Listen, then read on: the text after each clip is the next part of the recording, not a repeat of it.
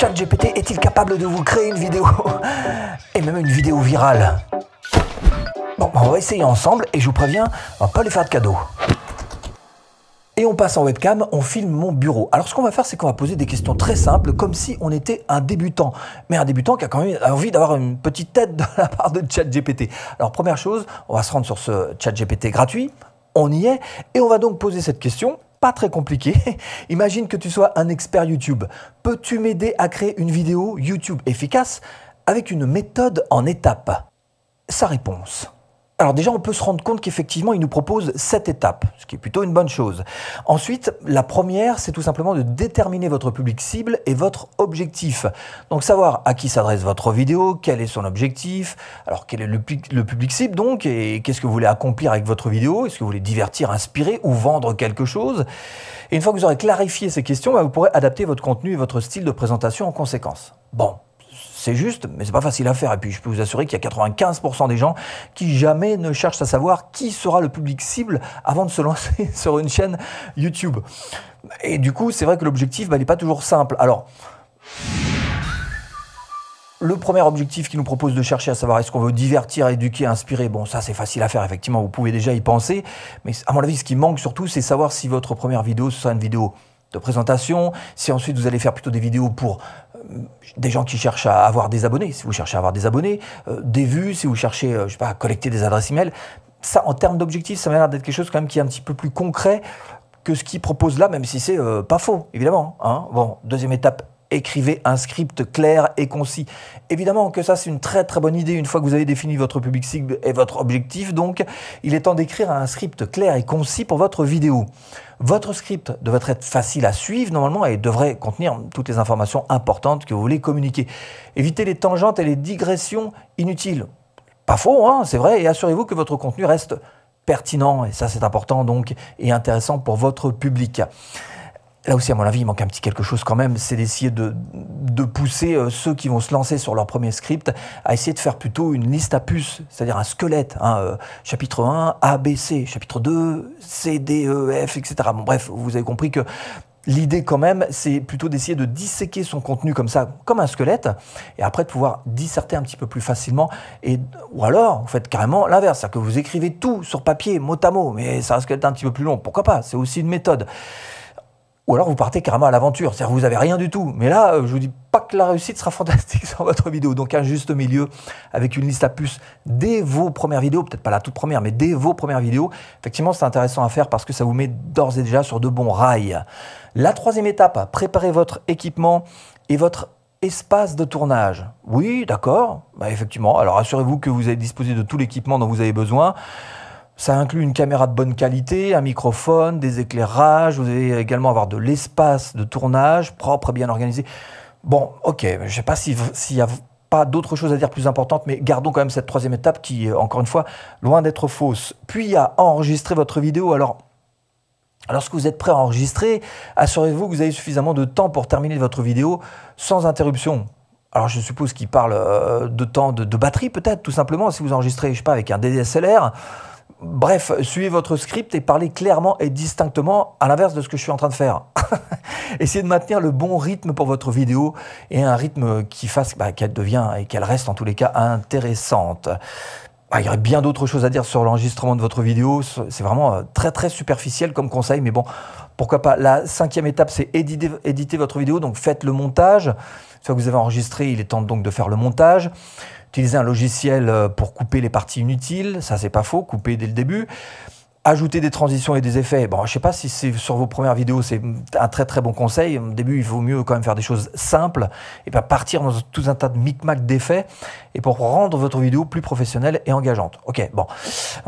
La sixième étape, c'est ajouter des légendes et des balises. Là, je suppose qu'il est en train de parler SEO et si c'est le cas, c'est pas terrible ce qu'il propose de faire pour le SEO, à savoir les balises, c'est les tags, je suppose en français. Les tags, ça sert plus à grand chose, ça peut être fait, mais bon, lorsque vous téléchargez votre vidéo sur YouTube, ajoutez donc des légendes, ça va être des sous-titres, je suppose que dedans il met la description, dans légende aussi. Pour aider les gens à trouver plus facilement, les légendes aideront également les personnes malentendantes, ah non c'est bien les sous-titres, hein, à comprendre votre contenu, ce qui augmentera la portée de votre vidéo. Bon, bah ça c'est franchement pas terrible hein, pour le SEO. Et puis cherchez à promouvoir votre vidéo, ça aussi c'est effectivement quelque chose à faire une fois qu'elle est publiée. Bah, partagez-la sur les réseaux sociaux, sur votre site web et auprès de votre famille et de vos amis. Plus votre vidéo sera vue, plus elle aura de chances d'être partagée et de générer du trafic sur votre chaîne YouTube. Bon, parce qu'effectivement, l'avantage, c'est d'avoir un super assistant à ses côtés, hein, ce ChatGPT. Mais il y a quand même un gros inconvénient. Bah, il y a un gros manque. Bah oui, il y a un gros manque. Il y a même des gros manques. Hein. Un débutant qui se lance, s'il se lance avec juste ça, à mon avis, la catastrophe, ça va pas suffire. Il manque encore plein de choses. Par exemple, il manque la recherche d'idées. Est-ce que oui ou non, on peut se lancer sur tel ou tel sujet? Bah, pour ça, vous avez par exemple un TubeBuddy qui pourrait vous aider. Voilà, vous allez sur le Keyword Explorer. Par exemple, si je tape voilà, un mot comme celui-ci, vidéo YouTube 2.0, j'explore et il va me dire tout de suite si oui ou non il y a de la recherche, par exemple. Est-ce que oui ou non il y a des gens qui cherchent ce mot-là? Là, on est plutôt dans le vert. Bah oui, il y a pas mal de gens qui recherchent ça, ce terme en particulier. Donc, je pourrais essayer de mettre ce terme dans le titre. Et ça aussi, il n'en parle pas. La création du titre, façonner un titre selon ce qu'on veut faire avec notre vidéo. Ça, il n'en parle pas du tout. La vignette, il n'en parle pas du tout. Titre plus vignette, c'est carrément l'emballage du produit. Et est-ce que oui ou non, les gens sont attirés par votre produit? Bah, si vous avez un emballage tout pourri, personne n'aura envie de regarder votre vidéo. Donc, il devrait quand même déjà nous donner quelques indications en disant le titre, c'est important de le travailler façon SEO. Alors, SEO, on a vu qu'il n'en parlait pratiquement pas. Que la vignette, ce serait bien quand même de la travailler parce que sinon, c'est même pas la peine, il n'y aura même pas de clics. Donc, personne ne va la regarder, votre vidéo. Donc, on voit déjà qu'il y a quand même quelques aspects très importants qui manquent cruellement à cette explication. Alors vous allez me dire, ouais, mais on a juste envoyé une petite question et puis c'est tout, pas plus. Ouais, mais voilà, quand on est débutant, on fait juste ça, on envoie une question et puis voilà, on attend la réponse magique presque. Hein. Ben là, c'est pas tout à fait magique. Bon, mon point de vue, alors d'une manière générale, c'est que ça manque un petit peu de méthode. Hein. Moi, je donne pas ça à un débutant hein, dans mes formations sur YouTube. Si je donne ça, il y a personne qui réussit, ça c'est sûr. Donc, il faut aller quand même un petit peu plus loin dans, si ce n'est dans l'explication de chaque chose, un petit peu plus de méthode, un petit peu plus de détails, un petit peu plus de décomposé que simplement ça. Hein. C'est assez insuffisant. Et puis, il y a ce problème évident, c'est qu'un débutant, pour quoi que ce soit, une vidéo YouTube ou ce que vous voulez, qui va se servir de ChatGPT pour répondre à ces questions, ne va pas se former à apprendre à répondre lui-même à ces questions. Et donc, il va se retrouver en fait comme un débutant qui est carrément dépendant de cette assistance ChatGPT. Et si ChatGPT dit n'importe quoi, lui, il va suivre n'importe quoi. Quand on délègue, que ce soit envers une personne physique ou un robot, quelques ChatGPT comme vous voulez, il faut quand même avoir la capacité d'être capable de, comme un chef d'entreprise, de corriger la copie. Et là, si vous ne l'avez pas, et si dès le début, en tant que débutant, vous lancez sur ChatGPT en vous disant ouais, « il va me résoudre tous mes problèmes », vous n'aurez pas cette faculté de pouvoir corriger quand il faut, ou en tous les cas, surveiller les informations qu'il vous donne.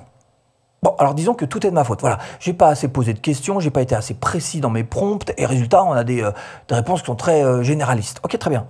Donc, dans ce genre de cas, ce que je vous propose de faire, c'est de prendre une de ces 5 étapes et puis de pousser un petit peu la machine pour voir jusqu'où elle est capable d'aller.